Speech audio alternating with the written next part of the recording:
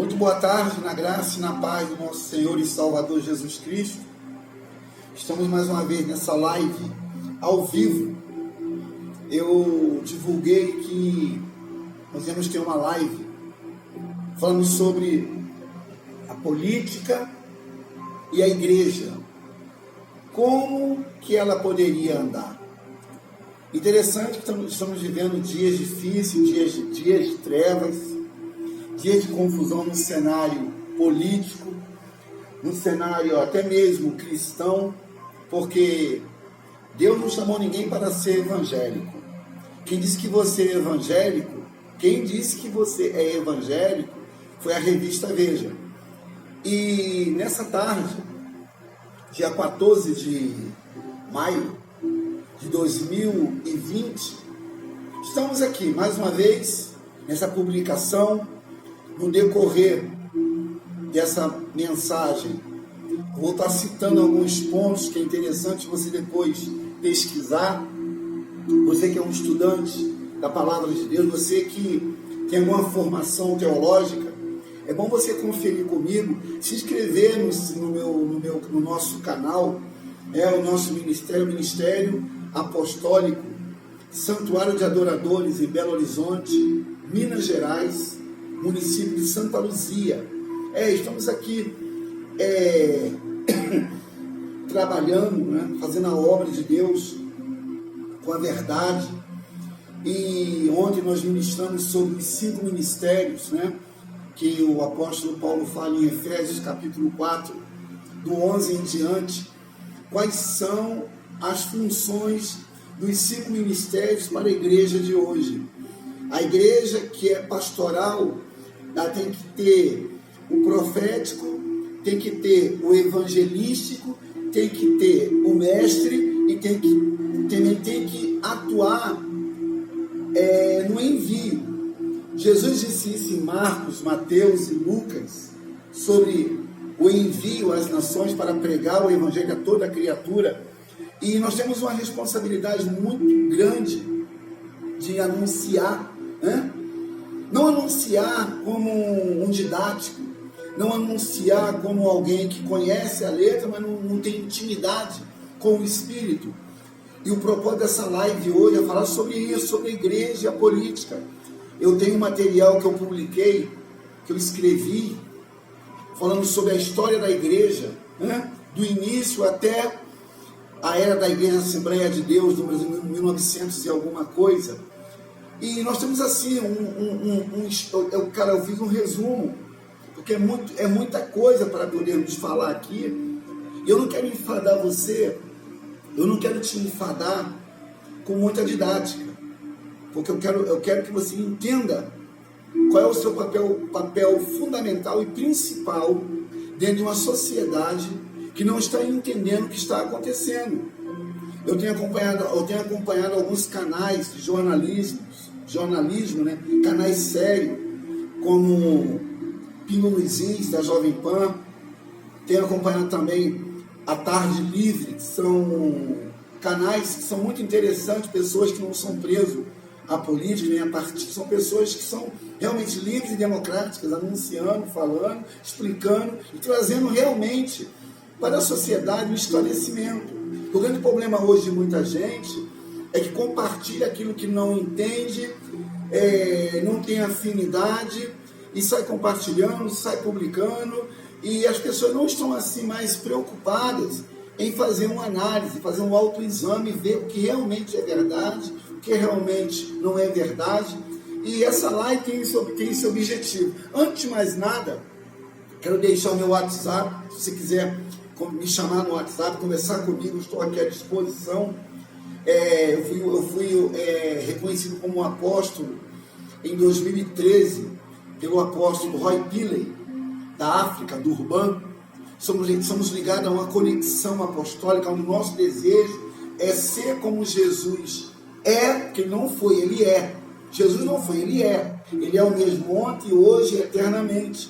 E a nossa função como líderes, como pastores, como apóstolos, como evangelistas, como mestres, como profetas, é realmente trazer à luz aquilo que está no oculto.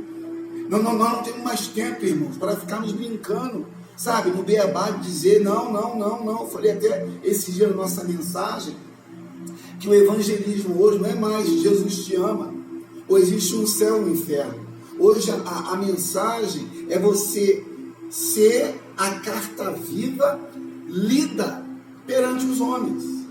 Como diz o apóstolo Paulo, que o mundo espera a manifestação dos filhos de Deus. E essa manifestação tem que ser algo assim, presente, latente e atuante. Mas quantos hoje, irmãos, devido a essa pandemia, essa praga que assola o planeta, estão ficando céticos, incrédulos, estão esquecendo dos fundamentos, que Paulo fala que o fundamento é sobre os apóstolos e profetas. Quando Paulo fala sobre profeta e apóstolo, ele está falando sobre título. Porque hoje, infelizmente, até nisso, existe uma dificuldade de alguns entenderem que ser apóstolo não é ter privilégios. Ser apóstolo não é viver em destaque, recolhendo aquilo que ele estabelece, e um monte de gente segue, e muita gente pensa, não, irmãos, ser apóstolo é ser servo. Ser apóstolo é se colocar na frente da batalha. É igual a infantaria e a artilharia. A infantaria vai na frente, preparando o campo, e vem logo a seguir a artilharia e manda bala no adversário. Então hoje, infelizmente, no Brasil principalmente, que eu sou brasileiro, e não desisto nunca, como diz o adágio popular, e hoje para alguns ser apóstolo é um tipo de destaques, é ter as melhores cadeiras e dá até se bobear o anel para o cara beijar se for preciso. E não é essa a função do apóstolo. O apóstolo, ele é um servo que serve. O apóstolo é um servo que dá assistência àqueles que estão realmente sem direção, que existem muitos ministérios, irmãos, que hoje não estão tendo a direção do Espírito Santo. Hoje há muitos ministérios que estão sendo guiados, sabe o quê? Pelas tradições aonde foram formados. Hoje há muitos ministérios que estão seguindo a tradição dos anciãos, dos pais que fundaram, no caso, a casa que eles foram gerados, e com isso muita gente está perdida. Porque nesses dias que a gente vê realmente quem é e quem não é. Porque o chamado é algo de Deus com o homem. O chamado não é eu que te chamo.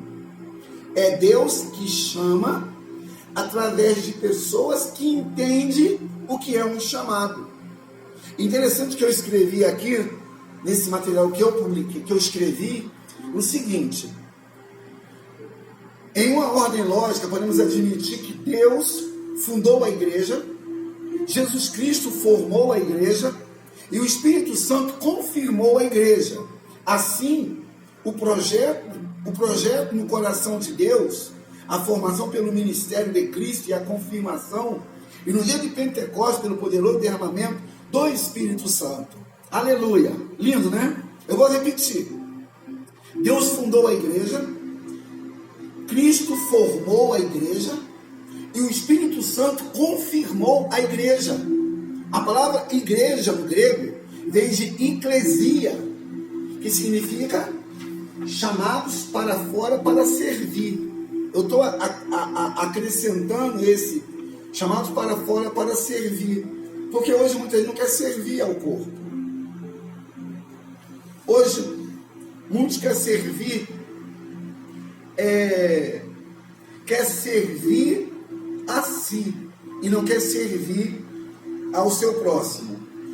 E a minha base, eu queria que você abrisse a sua Bíblia, né, porque é a origem da igreja, os grandes períodos da história que a igreja passou, viveu, está vivendo, está andando, só que hoje o mundo está sendo, sabe o quê? Provado no fogo, provado na praga, provado na tradição, provado nos costumes. E interessante que no livro de Efésios, capítulo 1, está escrito assim, você pode consultar na sua Bíblia, por favor. Efésios 1:4 diz: como também nos elegeu nele, antes da fundação do mundo, para que fôssemos santos e irrepreensíveis diante dele em amor. Em 1 Pedro capítulo 1, verso 20 diz: o qual, na verdade, em outro tempo foi conhecido, ainda antes da fundação do mundo, mas manifestado nos últimos tempos por amor de vocês. O plano de salvação estava traçado por Deus desde o eterno passado. O sacrifício fora feito antes da fundação do universo, isto é, antes mesmo de ser efetuado no Calvário, o Cordeiro já era conhecido pelo Pai. Aleluia. É bom, né? Glória a Deus. Eu estou nessa tarde como um servo de Deus, trazendo a você uma verdade. Não é a minha verdade. Por favor, eu não tenho verdade, eu não tenho uma palavra final, eu não sou o último biscoito do pacote. Eu sou um servo como você, que deseja fazer as coisas certas na forma de Deus. Eu sou um servo de Deus que quer realizar a obra que Jesus começou e não vai terminar em mim nem em você. Vai terminar naqueles que vão dar continuidade naquilo que está entendendo. Aleluia! Eu sinto que Deus está falando com você nessa tarde. Eu sinto que o Espírito Santo está te chamando a atenção para uma nova realidade. Amém? Glória a Deus. E eu quero dividir o nascimento da igreja, vou dizer assim, em duas fases. Em duas fases. Primeiro na manhã do dia de Pentecoste, e depois o tríplice efeito do Pentecoste. Depois você pode ler na sua Bíblia. Atos 1:14 diz que havia 120 pessoas que estavam orando, porque havia uma promessa em Joel capítulo 2. Qual é a promessa? Que no final dos tempos, ele derramaria o seu Espírito sobre toda a carne. Haveria sonhos, haveria revelação, haveria direção, haveria algo que precisa hoje a igreja voltar para esses fundamentos. Porque qual era no caso, eu até escrevi aqui, interessante, né? Olha aqui, a igreja distingue-se de Israel de várias maneiras, mesmo que essas características estão prefiguradas no Antigo Testamento. Ela é o corpo de Jesus Cristo neste mundo. Seus símbolos, batismo e ceia, são baseados no evento realizado uma vez para sempre na morte de Jesus. Ela é universal, sem nenhuma base em raça ou cultura. Ó, coisa linda! Aleluia! Aleluia! É bom, né? É bom. Glória a Deus. Então vamos lá. Em Atos capítulo 1, verso 14, eu vou chegar na política, tá? Isso aqui é uma introdução para fazermos um apanhado, que eu não quero aqui falar sobre política para você. Eu até coloquei ali na transmissão hoje no meu WhatsApp, que é o 031 986 72 7071. É meu WhatsApp. Você pode me chamar lá que eu vou te dar um alô, que eu vou falar com você. E estou aqui, servo para te servir. A nossa conexão, tem alguns irmãos que tem uma expressão muito legal, que eu amo essa expressão. A minha função é servir os santos. Quem são os santos? É você que está me ouvindo, é você que está me vendo, é você que está sentindo o que eu estou sentindo agora.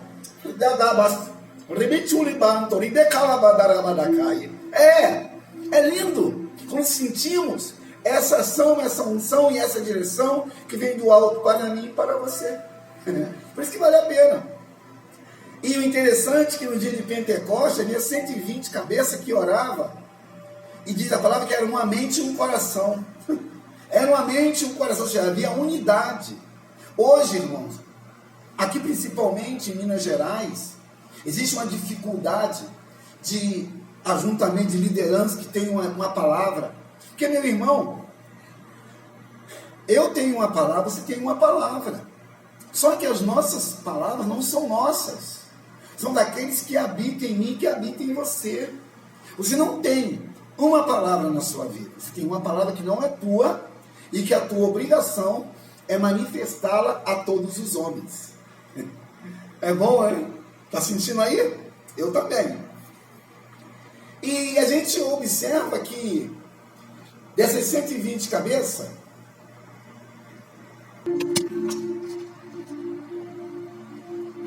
voltei. Dessas 120 cabeças, deixa eu tomar uma aguinha.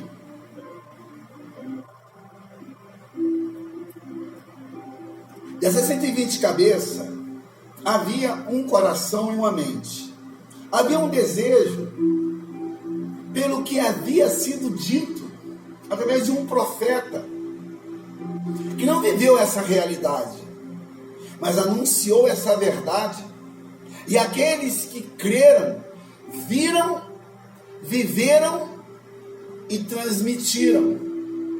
Hoje a função da igreja é ver o que está acontecendo e ser uma igreja transmissora. Vem a minha palavra do Senhor dizendo: muitos não estão preocupados com a transmissão do vírus. Seja um transmissor das boas novas, seja um transmissor da palavra que liberta, seja um transmissor daquele que habita, que opera, que age, que cura, que toca e que opera. Aleluia! Seja um transmissor. Não é isso? Hoje estão impondo aí isolamento social, quarentena, estão colocando limite para você estar em ajuntamento. Ah, meu irmão, por favor. Ajuntamento sem propósito é só ajuntamento. A igreja primitiva se aglomeraram sem restrições, mas com um propósito. A igreja primitiva entendia que o Salmo 133 tem que ser verdade. Ontem com o salmista, e hoje com a igreja, e amanhã com a eclesia. Sabe o que é Salmo 133? Quão bom e quão suave é que os irmãos vivam em união. Aí hoje, o que acontece com a política partidária? Cada um quer fazer o que quer, falar o que quer, e todos têm que obedecer aquilo que eles estão estabelecendo. Quando a igreja foi perseguida, a primeira prisão de Pedro e João que pregaram, que anunciaram, que oraram, e um aleijado foi curado, ele disse: o que é melhor? Obedecer a Deus ou servir a homens? Depois você lê o texto, Atos capítulo 4. Diz que eles oraram e o lugar tremeu. Sabe qual foi a oração? Deus nos dê coragem, intrepidez na pregação da palavra. E eles se alegraram porque estavam ali anunciando um Jesus vivo. E hoje? Onde você está? Na quarentena? Conversa fiada. Distanciamento social? Blá, blá, blá.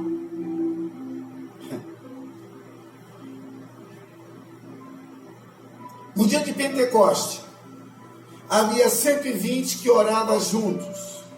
Nessa oração, houve manifestações, houve operações e houve coisas extraordinárias. Quando houve essas manifestações, houve um tríplice efeito do Pentecoste. Irmãos, aprendam como não existe crente pentecostal. Existe cristãos que entendem a linguagem de Deus através do Espírito Santo e não deixa se levar por conversa fiada. No dia de Pentecoste, olha bem como é que está o texto. Atos capítulo 2 diz: e se cumprindo o dia de Pentecoste. O que Lucas quer dizer com isso? Que houve um dia específico, que isso já estava escrito no calendário de Deus.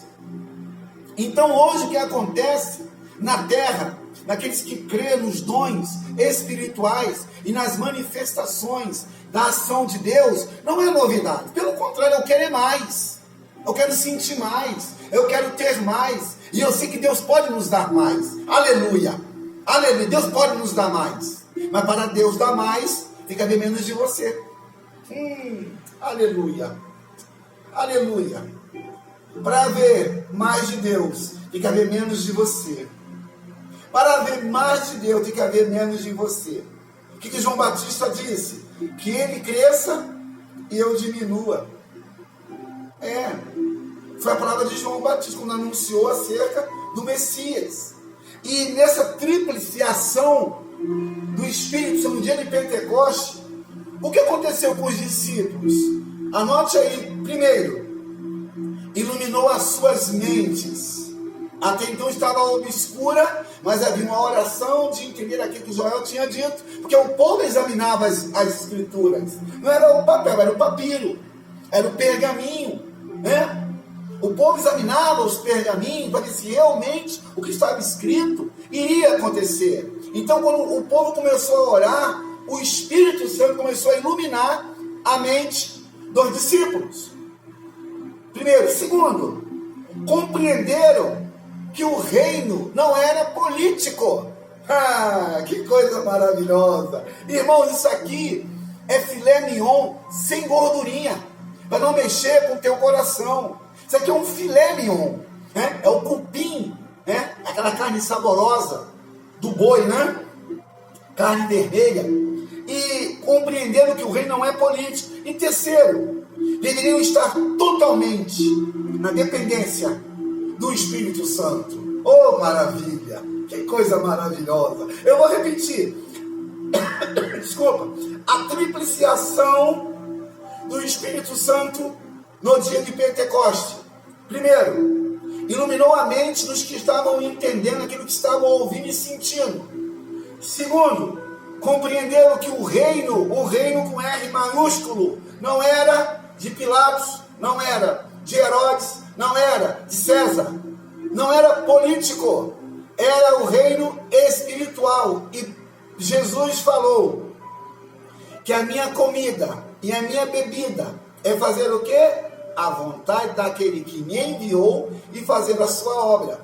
E Paulo diz que o reino de Deus não é comida nem bebida, mas é justiça e paz e alegria no Espírito Santo. Oh, maravilha! Aleluia! E o terceiro, já falei agora há pouco, né? Deveriam estar totalmente na dependência do Espírito Santo.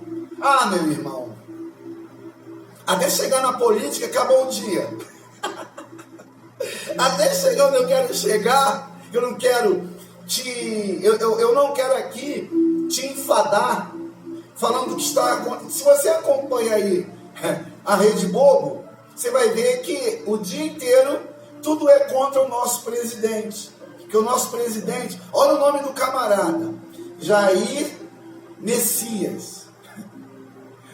Isso incomoda, irmãos. Isso incomoda.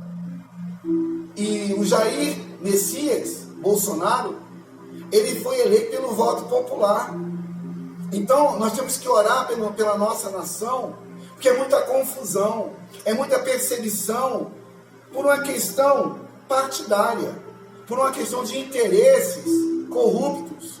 Que quem está se manifestando, irmãos, indo contra o governo, não é pessoas que não entendam de lei, pelo contrário, são raposas velhas, são pessoas antigas no poder político, sempre manipulou, sempre